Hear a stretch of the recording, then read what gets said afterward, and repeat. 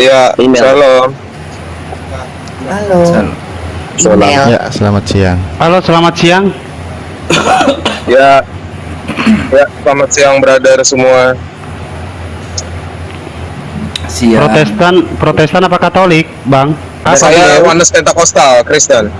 Oh, iya, gimana Bro Samuel? Ya, Oke, saya oke, Oneness oke, Pentakosta. Saya Samuel Siahan, Oh, tahu kan? Iya, Ini Bro Bang Samuel. Iya. Iya. Samuel ini siapa? Ya, jadi gue tertarik tadi ketika Lanjut. saya apologet Bunda. Dan nanti Bunda bisa lihat di YouTube Samuel Siahaan, ketika aja Samuel Siahaan. Nanti Bunda bisa lihat di YouTube. Oke. Nah, Salam kenal aja udah. iya, jadi saya tadi tertarik teman-teman singgung soal Trinitas. Sebenarnya gini teman-teman, sebentar teman-teman. Sebentar, aku ini masuk tadi karena tertarik ada teman muslim menjelaskan Trinitas. Jadi itu benar bahwa Trinitas itu tidak ada di dalam Alkitab, begitu. Betul. Ya. Trinitas itu enggak Alkitab Oke. sebenarnya. Nah, itu yang mau saya jelaskan kepada Bunda, kepada teman-teman muslim, karena saya juga kemarin sudah sering masuk ke HMC. Saya minta tolong sama HMC karena teman-teman Trinitas tidak bisa bersikap baik dalam berdiskusi, jadi saya numpang di grupnya HMC. Ada Zulkifli, ada Handi Selebes, ada semuanya ada di situ.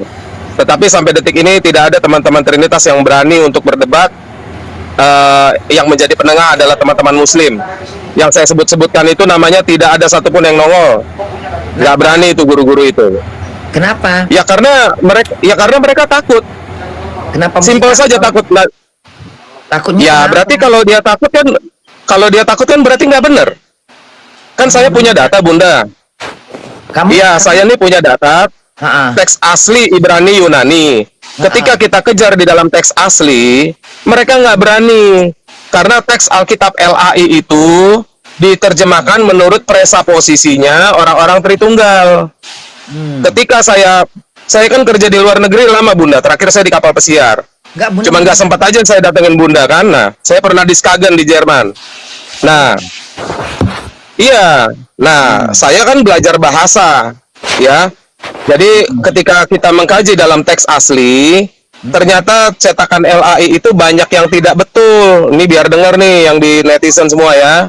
Tidak betul. Gitu. maksudnya. Jadi Yesus yang dia kenapa? Tidak betul yang kayak mana maksudnya?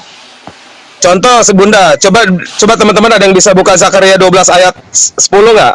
Dalam teks LAI ya. Pakai teks LAI aja biar saya buktikan. Teman-teman ada yang bisa bukain nggak? Ditampilkan di layar situ. Zakaria 12 ayat 10 ya. Aman. Sebentar. Sebentar Bro Sam. Banyak sekali, terlalu banyak. Nah, ini. Makanya saya marah-marah begitu loh. Ada nggak sana Mbak Bro? Coba baca. Oke, carry on. Brother Samuel. Yang tadi suaranya lantang tadi ngomong siapa? Itu lantang suaranya. Coba dibaca. Ayo. Gimana Bro Samuel? Bro bacain bro, saya kekecilan lihatnya nggak bisa. Oke. Zakaria 12 nomor 10. Aku akan mencurahkan roh pengasihan dan roh permohonan atas keluarga Daud dan atas penduduk Yerusalem. Dan mereka akan memandang kepada dia yang telah mereka tikam dan akan meratapi dia seperti orang meratapi anak tunggal. Lanjut. Sebentar.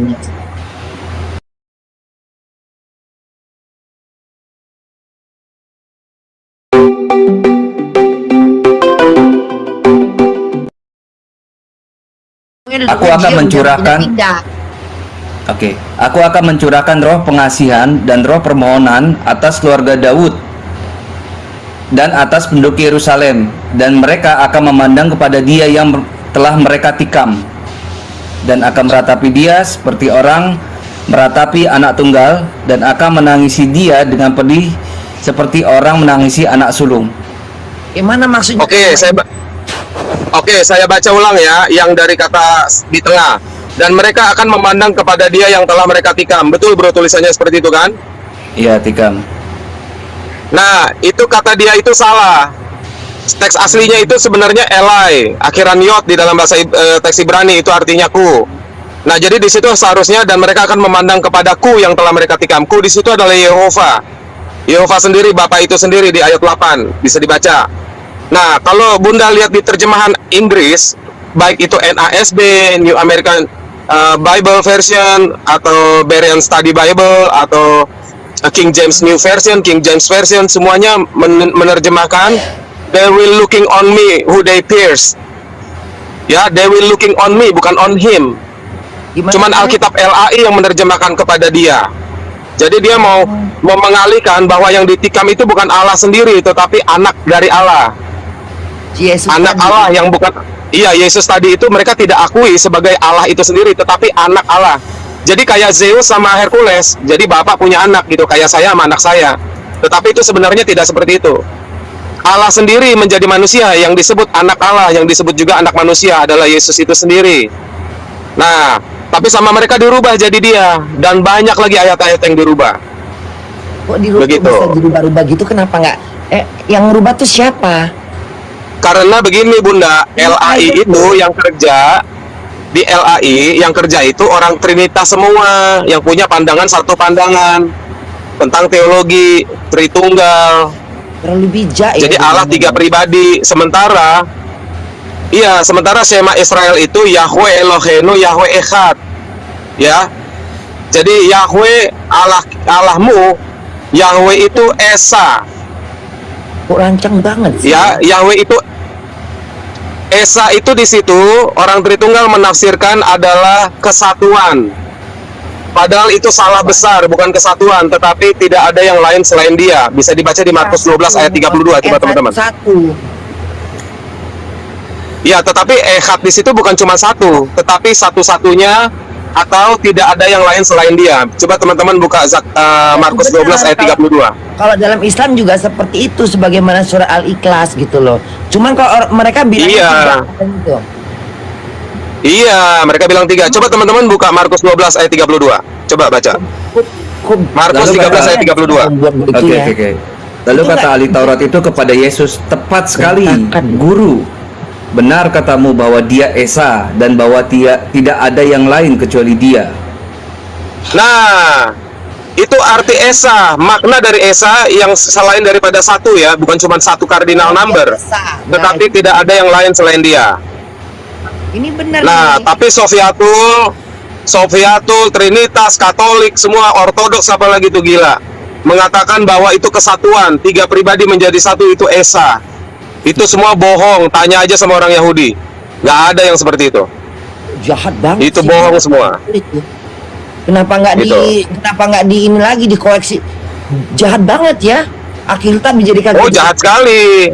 Jahat sekali. Ya. Jahat. Gitu. Terus kenapa juga masih ada yang terus gimana masih udah tahu dibohong gitu, kenapa diam? Kenapa nggak merontak? Kenapa Ini dia nggak- Begini. Samuel Sehat Begini. pick up ini. Nah, begini, kita sudah ngomong Bunda, bukan cuma saya, makanya LAI itu memberikan wewenang kepada Lentera Bangsa untuk membuat terjemahan. Di mana posisinya dia di Amerika? LA. LAI itu Lembaga Saya, Mbak. Alkitab Indonesia. Loh, mereka tuh siapa? Oke. Kok mereka seenaknya aja melintir melintir yang pemahaman mereka? Karena mereka mayoritas Bunda. Hah? Mereka ini mayoritas di seluruh dunia bahkan. Ya, mereka ini mayoritas di seluruh dunia. Mereka menguasai dunia. Berarti ya teman-teman muslim ya. Nah, Ya, gimana maksudnya? tanya deh sama teman-teman muslim, mayoritas di dunia itu Kristen, Katolik. Nah, mereka semua itu Trinitas. Kan begitu, betul nggak teman-teman? Tapi kan Iya. firman itu kan tertulis dari zaman itu, dan begitu modelnya Tuhan itu Esa. Kenapa mereka dengan lancang berani memelintir Kenapa mereka berani, Bunda? Kenapa mereka berani? Karena Yesus sudah menubuatkan sejak zaman Yohanes Pembaptis. Dikatakan, sejak tampilnya Yohanes, di Alkitab, nanti saya kasih tunjuk ayatnya ya. Sejak tampilnya Yohanes, hingga sekarang ada orang yang hendak membelokkan kerajaan Allah, dan yang membelokkannya hendak menguasainya. Dan itu harus terjadi. Nah, sore mati. Jadi serem ya nengoknya. Jadi nggak jelas arahnya kemana keimanan itu kalau kayak gitu, berantakan gitu jadinya. Jadi kayak jatuhnya jadi kayak mana ya? Jadi kayak nggak ngikutin aturan gitu loh.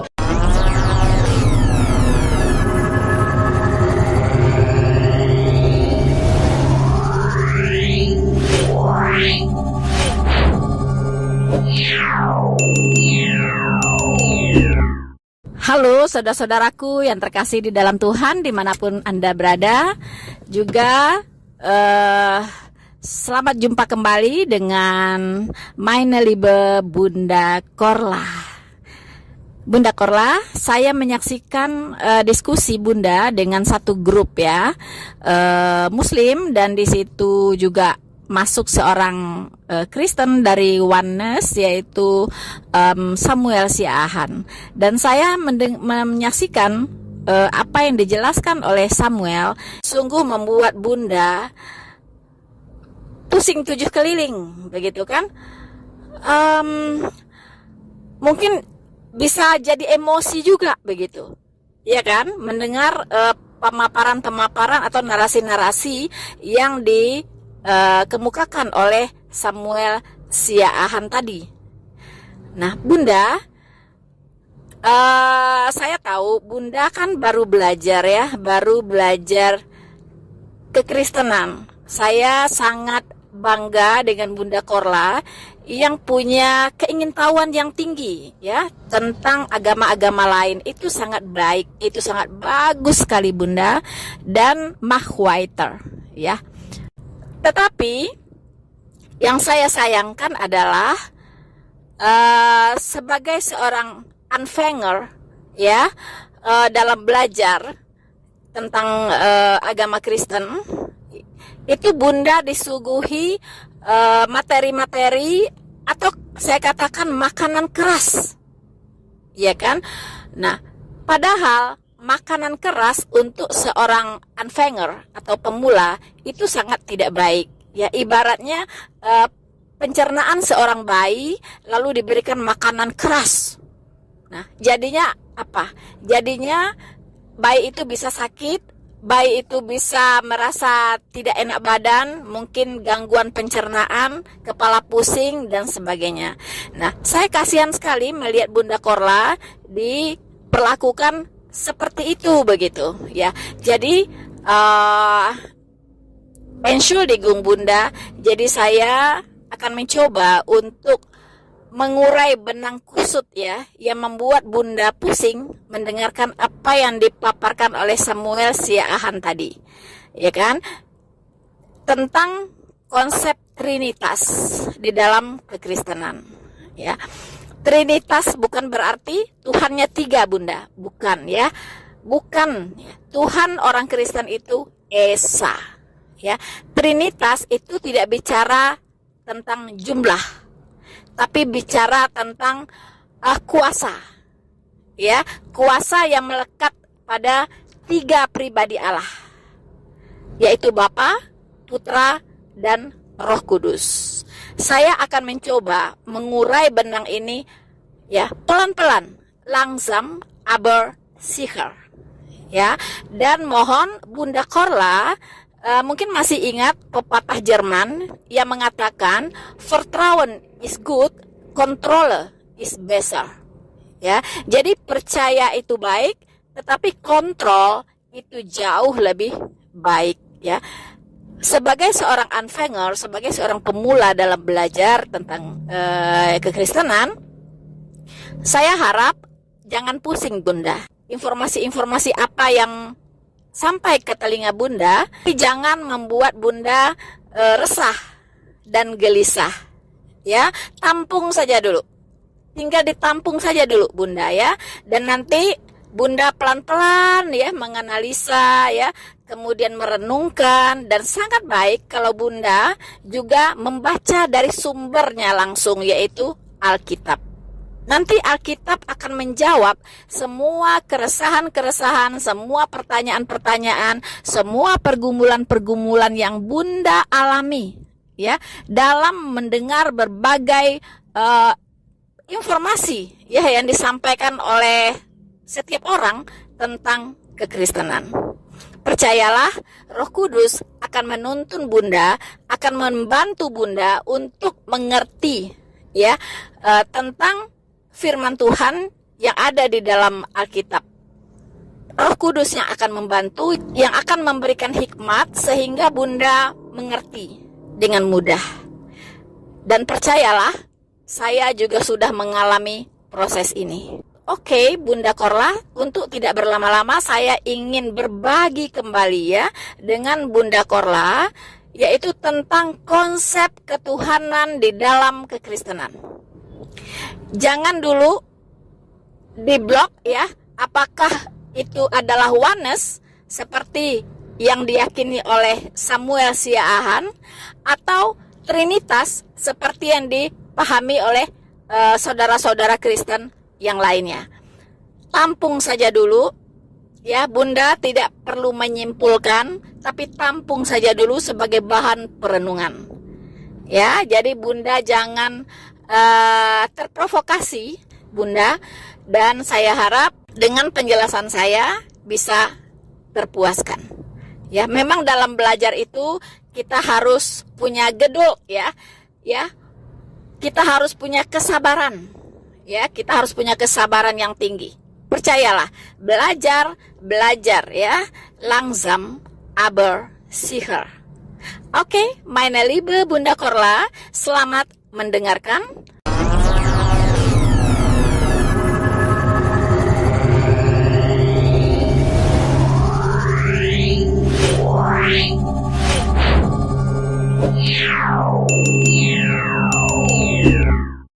Selamat malam Bapak Ibu sekalian dimanapun Anda berada. Pada malam hari ini kita bersyukur dan segala pujian hormat hanya bagi Tuhan kita Yesus Kristus. Dan malam hari ini kita membahas ada satu topik yang sangat seru sekali akhir-akhir ini tentang Tritunggal, Trinitas. Baik, malam hari ini topik pembahasan kita mengenai Tritunggal atau Tripersonal atau Trinitas atau keesaan Allah. Tentu hal ini sudah sering kita bahas baik di grup maupun di Facebook maupun di beberapa media sosial membahas tentang Trinitas.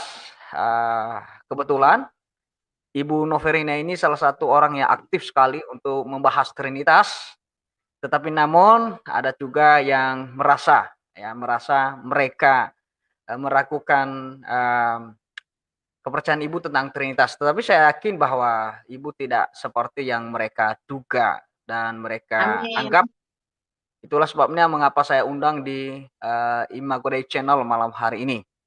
Sekali lagi selamat datang buat Ibu Noverina dan juga buat semua yang hadir sebentar lagi karena ada banyak yang mau datang katanya mau dengar penjelasan dengan Ibu yang luar biasa. Dan malam hari ini sebelum kita memulai pembahasan tentang Tritunggal, mari kita berdoa. Bapa di sorga, kami bersyukur, kami berterima kasih kepada Engkau. Engkaulah Allah kami yang telah menyelamatkan kami. Engkau menjelma sebagai manusia dan Engkau telah menebus kami dari segala dosa kami. Namun malam hari ini kami ingin tahu Engkau bukan hanya sekedar akal sehat kami, tetapi ingin tahu mengenai Engkau lewat firman-Mu. Kiranya Tuhan membuka hati kami, terlebih kepada Ibu Noverina yang bersaksi bagaimana ia mengenal Allah Trinitas yang sungguh misteri dalam kehidupan kami orang percaya. Tetapi Tuhan yang membimbing, mengajarkan, dan Roh Kudus memberikan pengertian, pengetahuan kepada Ibu Noverina Solehin malam hari ini. Sehingga kami semua yang mendengarkannya, sungguh kami diberkati. Oleh sebab itu Tuhan, Engkau memberkati kami pribadi lepas pribadi, dan berkati semua orang yang mendengar malam hari ini. Terima kasih Bapak Surgawi. Inilah doa kami, ke dalam tangan-Mu kuserahkan, mulai dari awal ini sampai akhirnya. Di dalam nama Tuhan kami Yesus Kristus kami berdoa dan bersyukur. Amin. Amin. Baik Bapak sekalian, malam hari ini kita membahas dan ngobrol santai dulu. Ini kayaknya ada sesuatu yang mungkin saya sampaikan bahwa akhir-akhir ini kita dibikin capek ya, beberapa pandangan maupun beberapa pengajaran yang sudah berhembus di dalam gereja-gereja hari ini. Tadi saya ngomong-ngomong sama istri saya, Bu. Saya katakan begini. Iya, Pak. Ya, saya katakan bahwa baju yang murah itu ada yang merek juga ada yang bermerek mahal, tetapi ada juga yang bermerek murah. Apa artinya itu? Harganya yang berbeda, tetapi mereknya sama. Artinya ada Betul. KW-KW. Nah, saya rasa dalam kekristenan ada KW-KW juga gitu kan. Ya, ada yang asli, ada yang Benar-benar. palsu. Ya. Nah, jadi kita dipusingkan memang. Akhir-akhir ini saya merasa begitu ya, begitu banyak disibukkan oleh pengajaran-pengajaran yang baru-baru ini juga saya bahas Jesus only.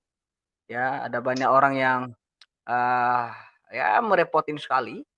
Ada juga Sabelianisme, ada juga yang Dewi Tunggal. Oh, banyak sekali aneh-aneh.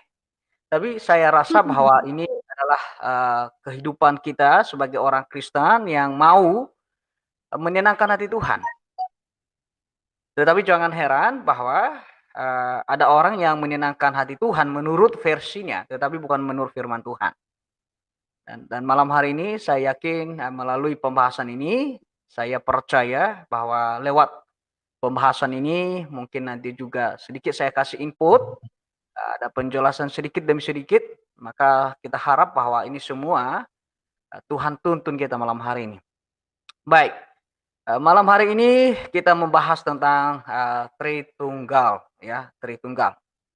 Jadi kalau saya memberitahu bahwa Ibu Noverina Solen ini, beliau ini adalah seorang yang dulunya berbeda dengan agama kita, ya, yang mayoritas kita di grup ini mungkin Kristen, ya. Jadi dulunya dia penganut agama sebelah, tetapi sekarang sudah menjadi pengikut Yesus, puji Tuhan. Dan bukan baru kemarin, karena ada orang yang berkata, wah baru saja mau menjadi Kristen sudah otak-atik ajaran Kristen, tapi ibu ini lebih dari semuanya, ya, lebih dari semuanya itu dia bisa mempertanggungjawabkan. Bahkan secara doktrinal serumit pun ibu ini sudah membahas di channelnya. Tetapi saya bisa yakin itu bahwa tidak akan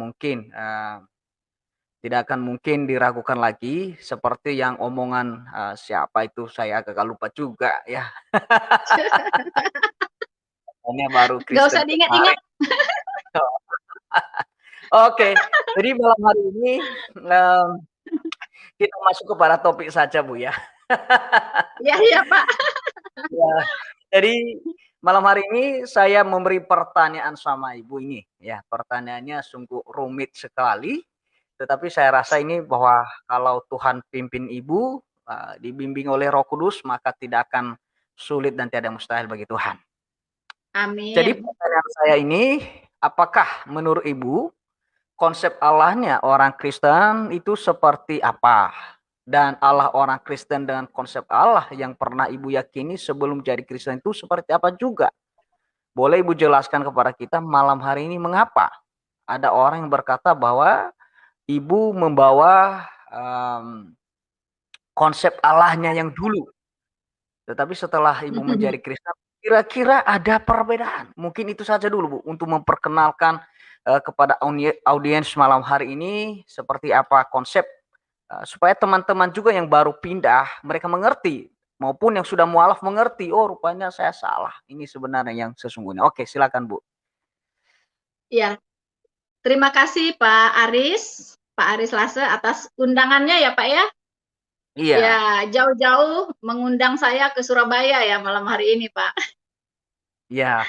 Ya, Pak Aris, memang untuk memahami yang disebut dengan hakikat keilahian, begitu ya.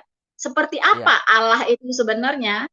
Itu memang kalau mengandalkan pikiran kita ya yang sebegitu kecilnya ya, tidak akan mampu ya untuk memahami Allah itu secara total gitu Pak. Kecuali Allah itu sendiri ya yang memberitahukan siapa dirinya kepada kita semua, begitu, kepada manusia.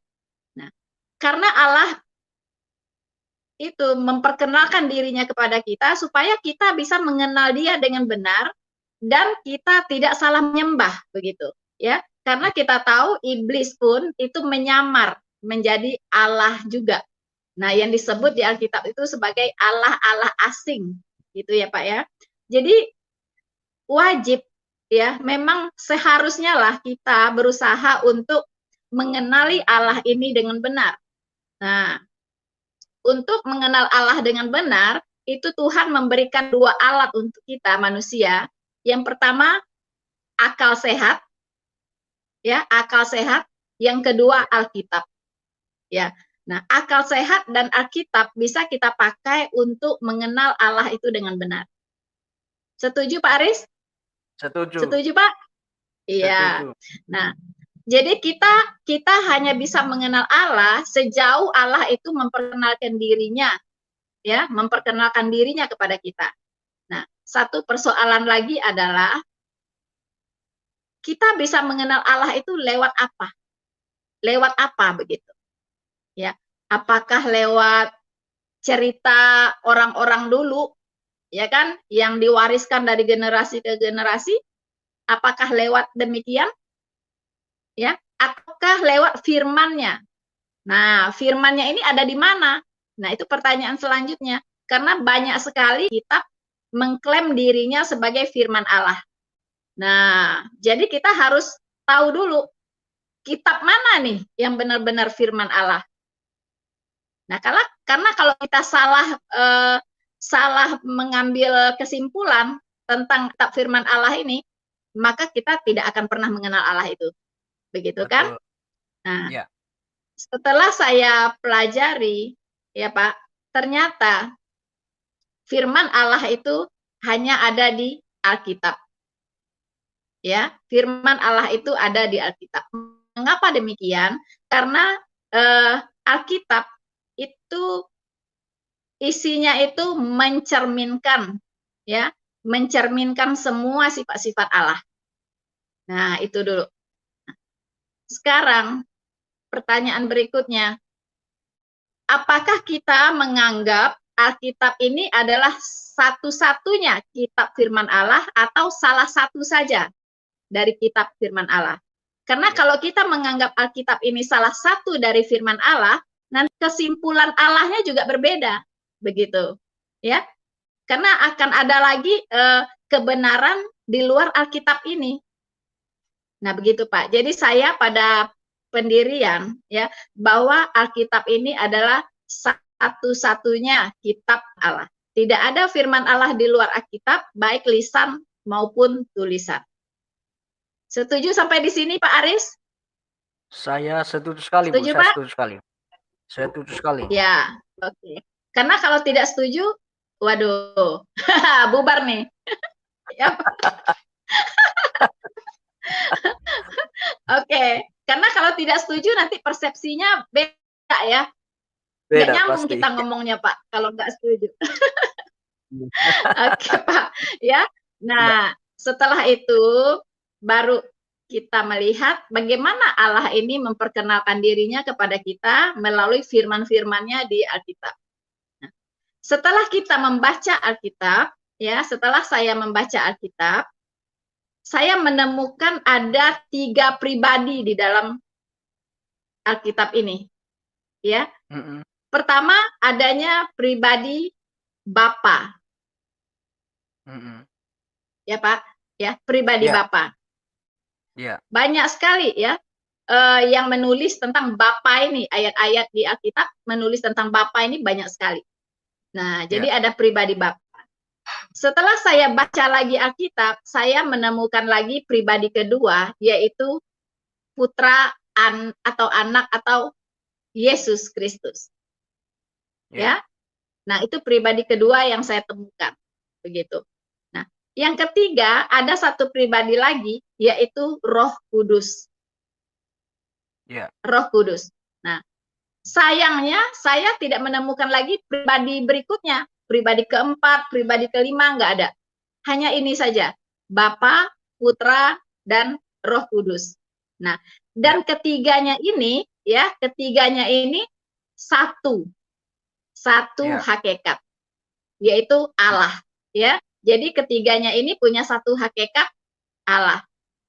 Seperti yang tertulis ya di dalam 1 Yohanes 5 ayat 7, Pak. Ya, 1 Yohanes 5 ayat 7, ya. Mm, eh, mengatakan ada 3 yang memberi kesaksian di sorga, yaitu ya. Bapa, Putra, dan Roh Kudus. Nah, ini Mm-mm. betul ya, bahwa apa yang saya lihat ya pribadi yang ada di Alkitab ya itu memang benar ya, karena di 1 Yohanes 5 ayat 7 ini sudah ditegaskan begitu Ya. ya. Nah, kemudian eh, ketika saya membaca di kitab Kejadian, Allah memberikan kesan bahwa pribadinya itu memang lebih dari satu begitu ya, yaitu Ya. ketika dia menciptakan. Nah, Ya. baiklah kita akan menjadikan manusia ini menurut gambar dan rupa kita, ya kan? Ya. Jadi di situ Betul. dipakai kata kita. Nah, ya Ya. itu baru di kitab Kejadian itu sudah terlihat konsep dari Allah Tritunggal ini, Pak. Begitu, Ya. ya. Sudah terlihat sekali di situ. Nah, di sini apa namanya?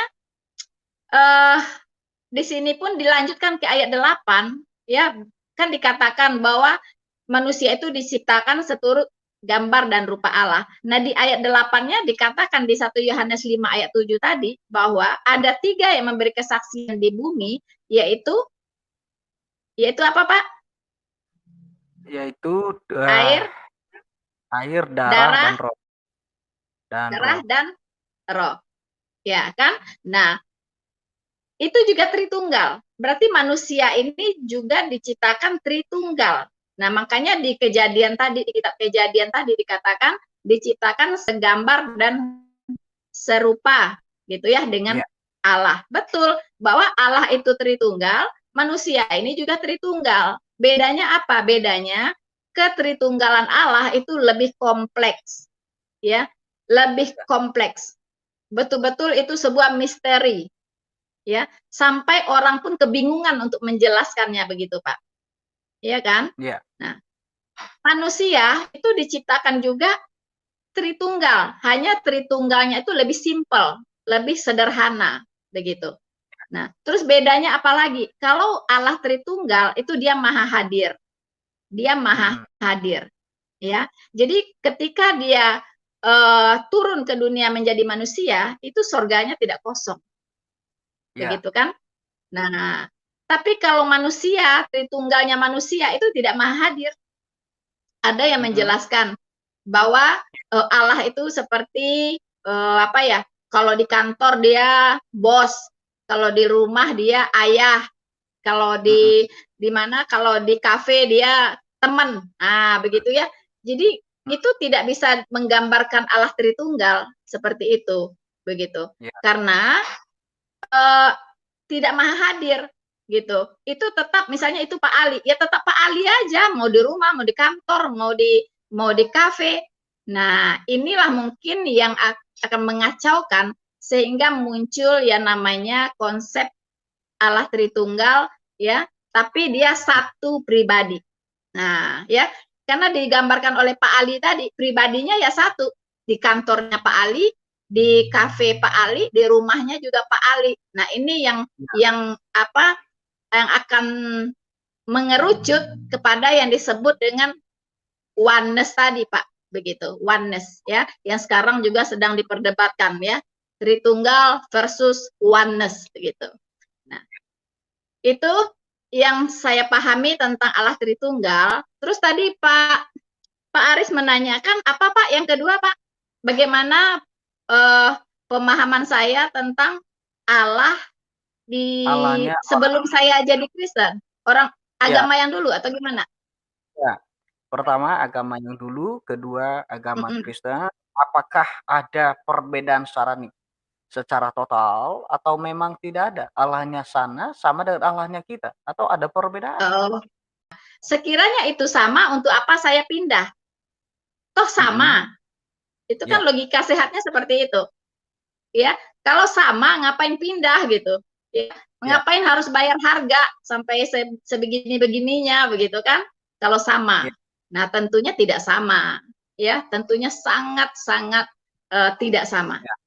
Ya, Nah, berbeda Ibu, berbeda. iya berbeda. Nah, ketidaksamaannya itu apa? Kan ini yang harus kita kita bicarakan ya. Nah, Ya. ketidaksamaannya apa?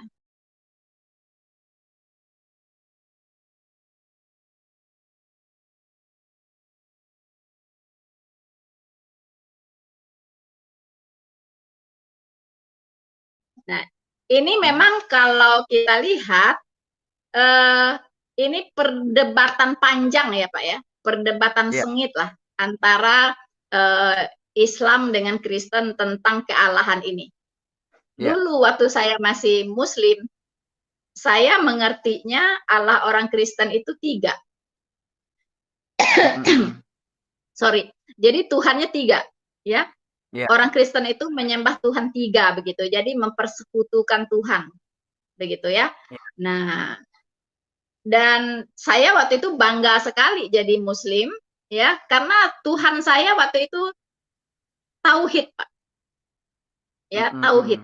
Esa, satu ya. Ya. Terus dia wahid ya. Dia itu apa namanya?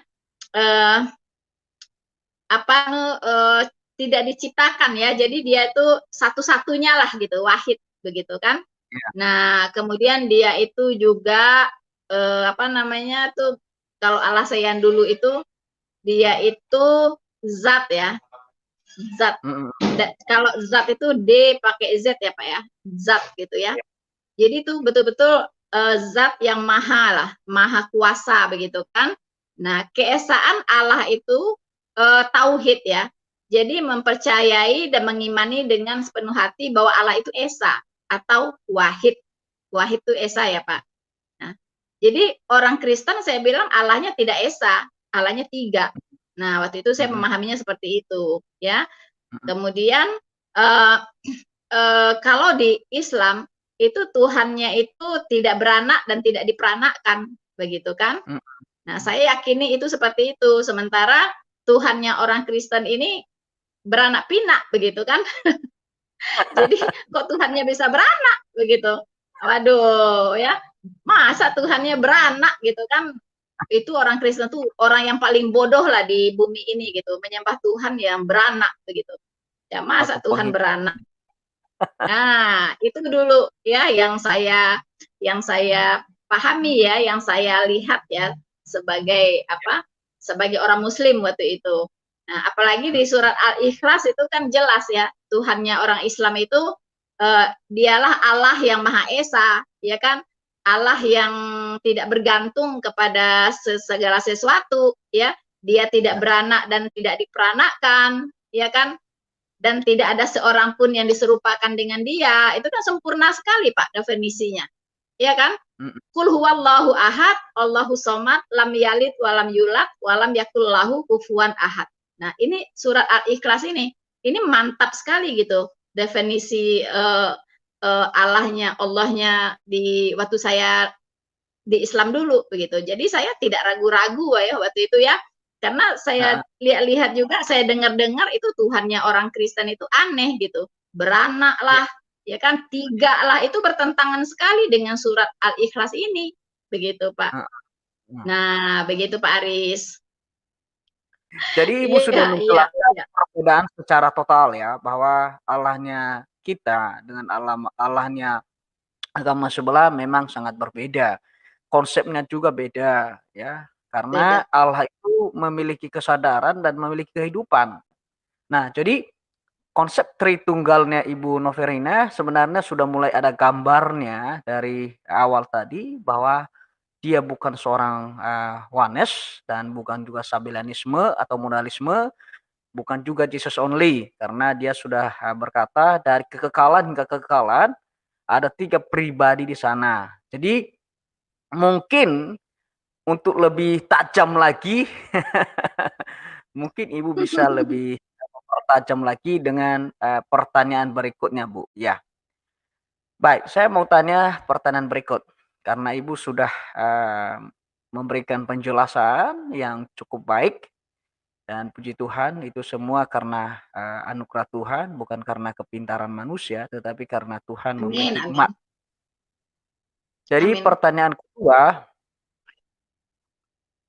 bolehkah Ibu jelaskan sama kita tentang konsep Tritunggal yang Alkitabiah?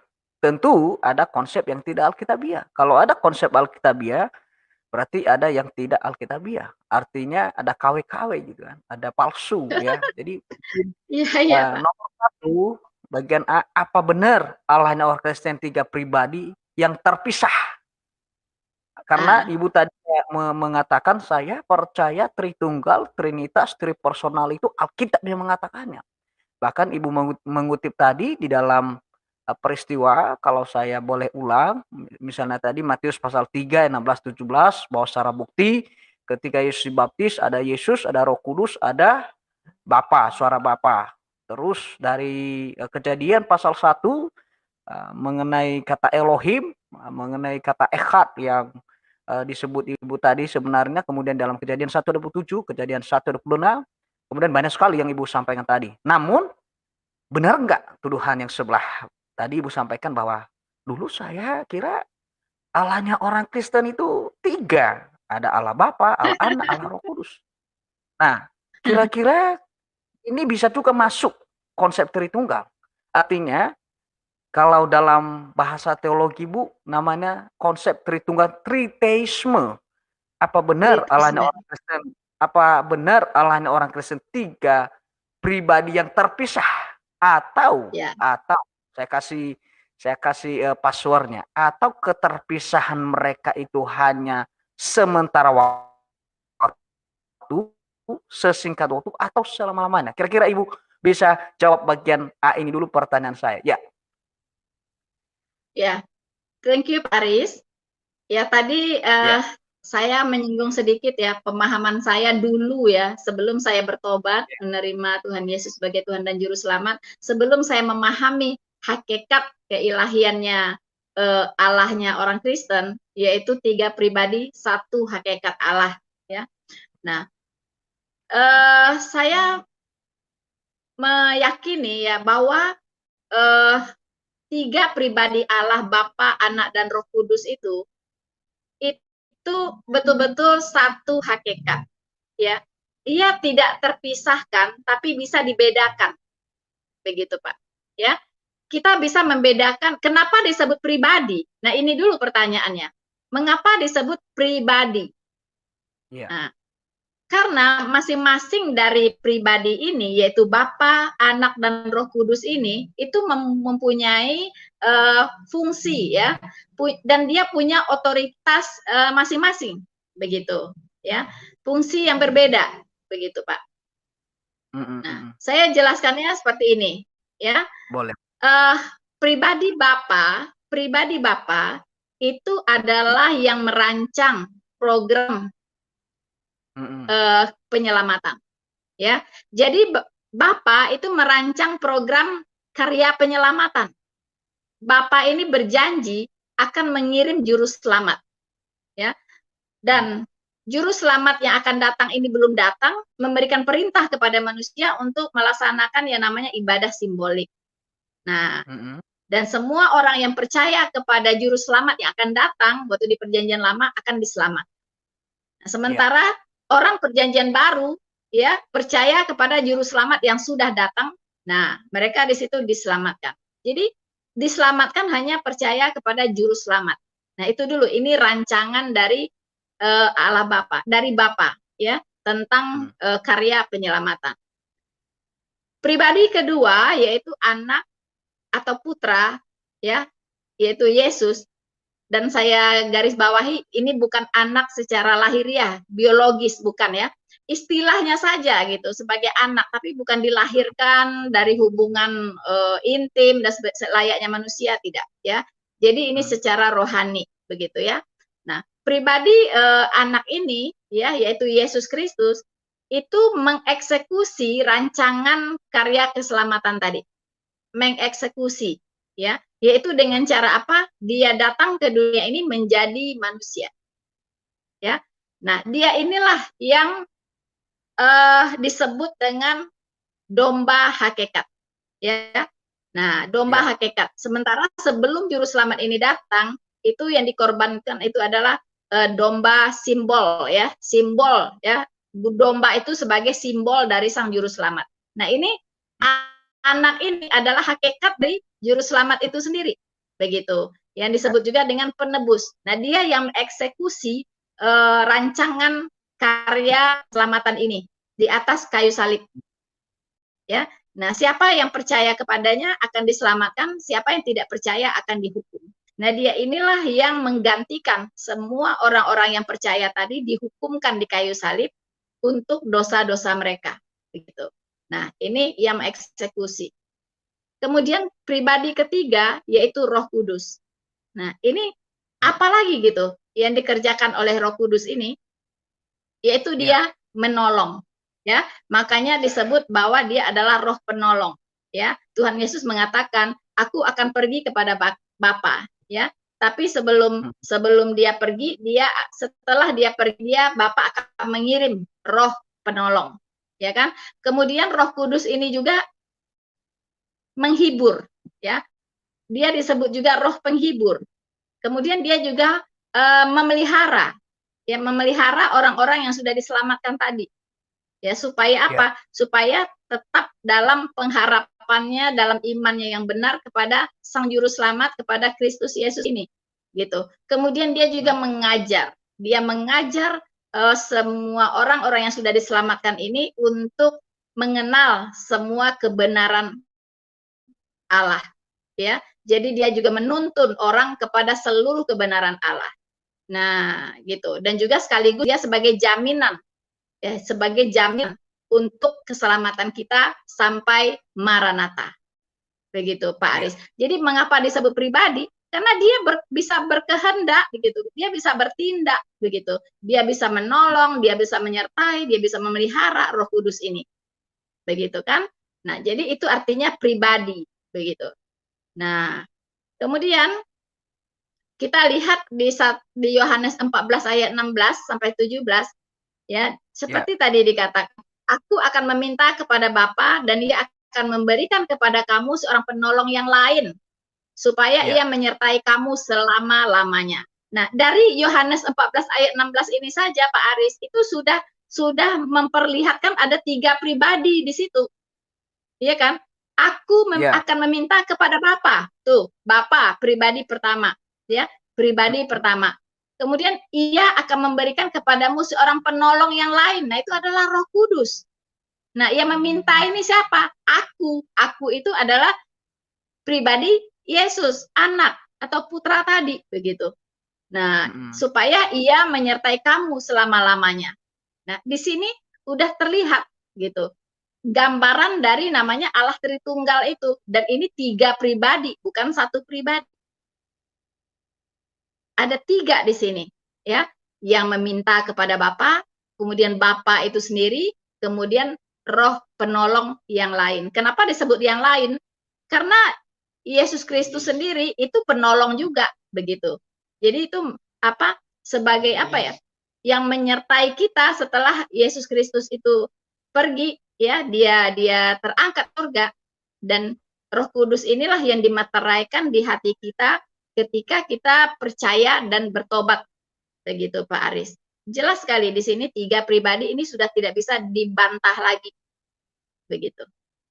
Baik, jelas bahwa di dalam Alkitab ada 3 pribadi yang disampaikan oleh Ibu Noverina malam hari ini, dan bagi teman-teman yang lain yang mungkin bisa menyimaknya, dan penekanan tadi Ibu Noverina bahwa 3 pribadi ini tidak terpisah, kemudian bisa dibedakan. Begitu, Bu, ya? Yes. Betul, Namun, Pak. saya minta pertegasan. Ya. Pertegasan nih, Bu. Waduh. Ya, Aduh. begini. Kalau tidak bisa terpisah, Ya. berarti ketiga pribadi sama-sama mati di kayu salib. Kira-kira menurut Ibu gimana? Nah, ini Pak, saya tadi kan kalimatnya belum selesai, ya. Mereka itu tidak terpisah, ya. Tetapi ada satu saat, ya, hanya sekali itu saja dia terpisah, yaitu ketika Yesus Kristus menanggung dosa seisi dunia di kayu salib. Nah, di saat itulah Yesus Kristus terpisah dengan keilahiannya. Mengapa? Karena dia saat itu dalam posisi orang yang sangat-sangat berdosa. Karena dosa seisi dunia ditimpakan kepadanya saat itu. Dia menjadi orang yang paling berdosa di dunia ini saat itu. Karena dosa seisi dunia, bayangkan. Ya, itu ditaruh di pundaknya. Begitu ya, ditaruh di pundaknya Pak Aris. Nah, sementara Allah yang Maha Kudus, Allah yang Maha Suci itu tidak bisa terhampiri oleh dosa. Dan dia tidak bisa berdekatan ya dengan dosa, tidak bisa menyatu dengan dosa. Makanya saat itulah keilahian Yesus Kristus meninggalkan dia. Jadi jangan heran ketika itu Tuhan Yesus berseru-seru, ya, Allahku, Allahku, mengapakah engkau meninggalkan aku? Nah, disitulah keilahian dari Yesus Kristus harus meninggalkan dia. Karena saat itu dia adalah orang yang paling berdosa, begitu. Sementara Allah yang Maha Kudus itu tidak bisa berhampiran ya sedikit pun dengan dosa, begitu. Nah, di saat itu saja Pak. Tapi setelah 3 hari 3 malam Tuhan Yesus bangkit dalam keilahiannya.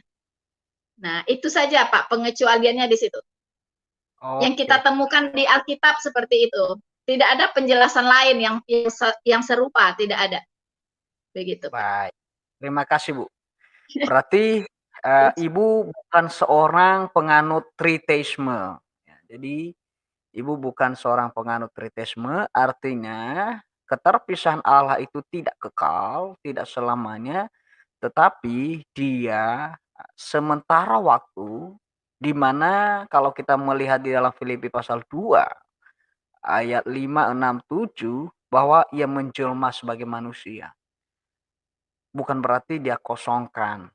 Misalnya nalarnya keilahian tidak ada. Tetapi ini satu kasus yang disampaikan Ibu Noverina tadi, bahwa ini satu kali saja ada kasus di mana ketika Yesus mati di kayu salib, rohnya dan bapaknya meninggalkannya. Jadi bukan selama-lamanya. Jadi ada yang beranggapan bahwa ini kalau dalam dunia teologi, Bu, ada dunia teologi ini, ada yang disebut teologi barat, teologi timur. Dulu teologi timur itu percaya triteisme. Walaupun penganutnya sekarang dia bilang saya triteisme, saya tritunggal yang alkitabiah. Jadi kita nggak boleh lupa sejarah. Dulu. Sejarah tidak bisa dibohongi, ya. Iya, dari timur itu salah satu orang yang menganut dulu triteisme. Ya, jadi bukan masalah teologi barat, teologi timur, tapi kita membahas Alkitab. Jelas bahwa Ibu Noverina bukan seorang triteisme, bukan seorang oneness, sabellianisme, modalisme, maupun juga Jesus only. Lebih lanjut lagi dan lebih pertajam lagi. Kedua, 3 pribadi. Saya bertanya, Bu, ya. Halo, Bu. Iya, Pak. Jangan sulit-sulit atau pertanyaannya. Oke, sulit ya. Tuhan pasti memberi hikmat. Bercanda. Ya, karena ada. Ya, yakin Pak. Tuhan yang memberi hikmat. Ada orang yang bilang bahwa wah, Ibu Noverina ini baru semalam dia jadi Kristen sudah merasa banyak tahu kekristenan. Tapi buktinya malam hari ini wah luar biasa. Oke lah, saya nggak puji, tapi biarlah ya pendengar semua yang mendengar. Saya bertanya yang kedua. 3 pribadi tetapi satu hakikat, satu eksistensi, satu kesatuan. Boleh Ibu jelaskan seperti apa itu 3 pribadi, 3 hakikat, satu eksistensi, atau satu kesatuan? Mungkin Ibu bisa jelaskan itu mengenai apa yang saya maksud mungkin ya. Itu yang saya maksud bahwa Ibu tadi mengatakan 3 pribadi, satu hakikat, satu Allah, satu kesatuan. Itu bisa Ibu memberi lebih jelas lagi karena itu tadi Ibu sudah mengingat dari awal pembicaraan tadi. Ibu sampaikan bisa keluar kita malam hari ini. Silakan, Bu. Oke, terima kasih Pak Aris. Tidak dipungkiri lagi ya Pak Aris ya, bahwa 3 pribadi itu satu hakikat. Karena itulah yang disaksikan oleh kitab suci, begitu kan? Nah, dan dia juga punya satu eksistensi, yaitu Allah itu sendiri, begitu. Nah, mengapa ini harus kita yakini?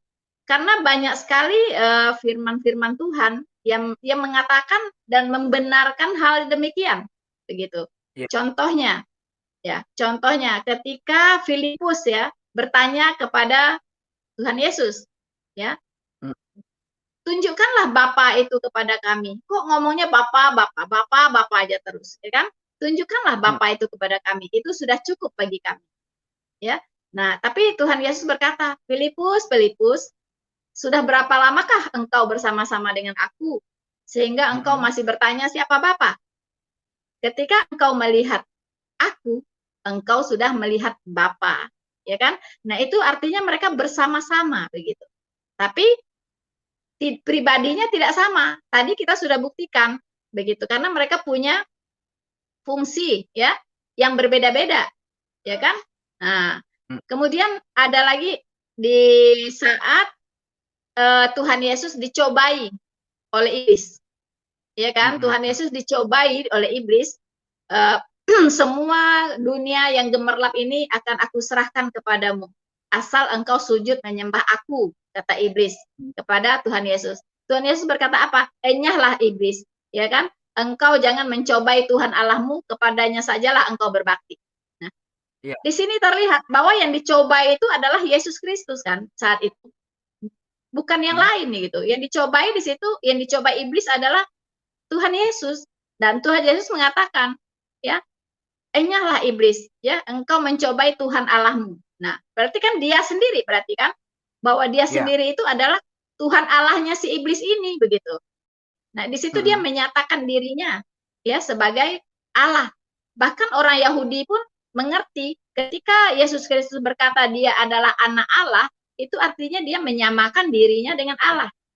Dan karena pernyataan ini jugalah Yesus Kristus dibawa ke tiang salib. Karena dia menyamakan dirinya dengan Allah. Begitu. Ya, Pak Aris. Jadi memang ini merupakan satu kesatuan. Ya. Ya, bisa apa namanya? Dibedakan tapi tidak bisa dipisahkan, begitu. Ya. Dan banyak lagi ayat-ayat yang lain yang bisa menjelaskan itu semua, begitu Pak Aris. Oke, kalau gitu Ibu sudah menyampaikan, karena setelah ini pasti ada yang mau motong-motong video ini untuk mau sama Ibu.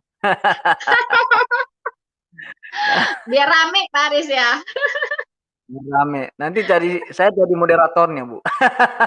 Sip. Oke, saya lanjut bertanya, Bu. Oke, Pak. Nah, Bapak Ibu sekalian, sudah kita tahu beberapa statement Ibu Noverina, bagaimana dia menjelaskan secara tepat dan benar bahwa itu Alkitab yang menyatakannya. Nah, jadi kita tidak boleh ragukan lagi ya bahwa beliau adalah pemegang teguh konsep Trinitas, Tripersonal atau Tritunggal. Jadi tidak boleh diragukan lagi, dan kalau ke depan kalau ada hal begitu lebih baik diklarifikasi dulu ya. Jadi Iya, betul. saya lihat ada beberapa teman saya YouTuber juga, ada 3 ya, mereka bahas-bahas Ibu juga. Bisa bilang nggak berani kalau mau adakan debat di channel Imago Day, saya akan jadi moderator gitu. Oke, saya saja Pak, jadi Pak Aris, saya saja moderatornya. Nanti Pak Aris yang debat dengan itu mereka trio kwek-kwek itu Pak, trio kwek-kwek. Oke, saya lanjut pertanyaan Bu. Ya. Jadi Ibu sudah menyampaikan 3 pribadi tapi satu hakikat, satu eksistensi, satu kesatuan, dan kemudian saya lanjut pertanyaan, 1 Allah, 3 peran atau 3 mode dalam suatu pribadi. Ini apakah Ibu yakini konsep ini yang disebut sabellianisme atau modalisme? Kalau memang Ibu tidak yakin karena ini ada tuduhan dari sebelah bahwa Ibu ini menganut sabellianisme, bahwa 3 peran satu pribadi, apakah Ibu bisa pertanggungjawabkan demikian? Silakan, Bu. Ya, sepertinya dari penjelasan-penjelasan saya tadi itu sudah bisa disimpulkan ya bahwa apa namanya Bapa, Putra dan Roh Kudus adalah satu pribadi itu jelas tidak benar, ya kan? Karena kan saya sudah menjelaskan bagaimana ketiga pribadi ini berperan, ya kan? Punya tugas yang berbeda-beda begitu kan? Nah, tidak mungkin itu satu pribadi. Bagaimana? Kalau satu pribadi berarti yang mati di tiang salib itu adalah Allah juga, begitu. Allah bisa mati kan tidak mungkin. Nah, Ya. kalau itu satu pribadi, ketika dia datang ke dunia menjadi manusia, maka surga itu kosong. Jadi udah nggak nyambung Pak dengan fakta-fakta yang ada di Alkitab, begitu. Jadi Jadi nggak Sabellianisme, matching, nggak nyambung. ya, Sabellianisme, modalisme, Jesus only maupun oneness itu Iya. menurut Ibu salah. Menurut Ibu Ya salah. salah dong, salah. Tidak sesuai dengan kebenaran yang ada di Alkitab, begitu. Seperti yang saya katakan, kalau dia satu pribadi, ya yang disalib itu Allahnya mati gitu. Iya kan? Berarti Ibu Kalau dia datang ke dunia menjadi manusia, maka surga itu kosong. Begitu, Pak. berarti Ibu keluar dari 4 bidat. Kalau begitu Ibu keluar dari 4 bidat. Puji Aduh. Tuhan. Lah. Karena Dari saya dulu udah keluar, Pak. Oh, tapi ada bidat-bidat dalam kekristenan, Bu. Banyak, iya betul.